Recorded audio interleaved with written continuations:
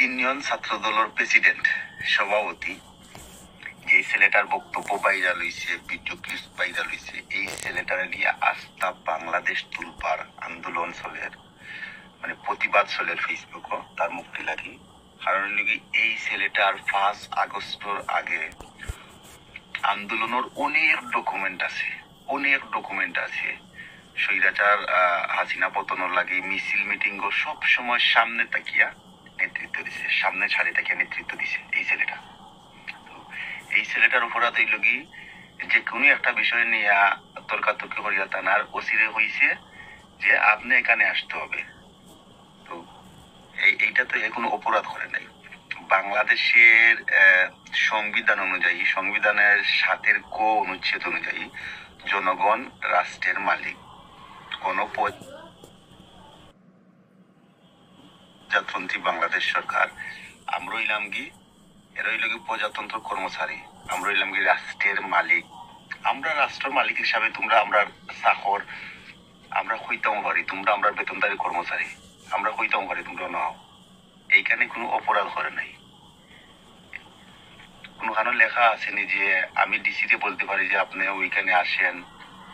কোনখানে লেখা আসেনি যে জনগণের কাছে আপনারা আসতে হবে, কারণ আপনারা জনগণের কর্মচারী। কি একটা জিনিস, বিএমপি ইদানিং কোনো কিছু বুঝে না, কোনো তদন্ত করে না, সেগুলো সুকোজ করে না, 72 ঘন্টার 48 ঘন্টার কোনো আলটিমেটামও দেয় না, ডাইরেক্ট বহিষ্কার করিলায়, ডাইরেক্ট বহিষ্কার। তো এটা হইল কি স্বৈরাচারী মনোভাব। 111 ক্লিন হার্ট একটা অভিযান বিএনপির সিনিয়র বাগা যারা নেতা আছেন সকলের জেলা মানে ক্রস ফায়ার করিয়া মার হয়েছে। এর লাগে বিএনপি অতদিন ক্ষমতা পাইতে পারছে না। এই শাওনটা যখন নির্যাতিত হয়েছে 5 আগস্টের বাদে গরু ঘুমাইতে পারছে না। খবর লিয়ে তো কতদিন গরু ঘুমাইছি, আমরা নিজেও গরু ঘুমাইতাম পারছি না। এসে 16-17 বছর আমরা বাগিয়াওয়া লাগছে। যাই হোক, আমরা নিজে জানি আমরা আন্দোলন করতে গিয়ে কতটুকু মামলা হামলা শিকার হইতে হয়, স্থানীয় আওয়ামী লীগ থেকে কত হুমকি আইতে হয়, ছাত্রলীগ থেকে কত হুমকি আইতে হয়, হুমকি আয়।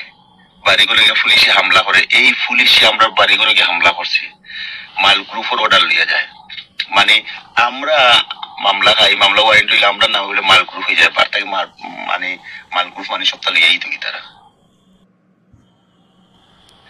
আর এই পুলিশ আজকে দেখা যায় যে এই পুলিশের লোকের তর্ক করছে, সাউন্ডে বহিষ্কার করা হয়েছে।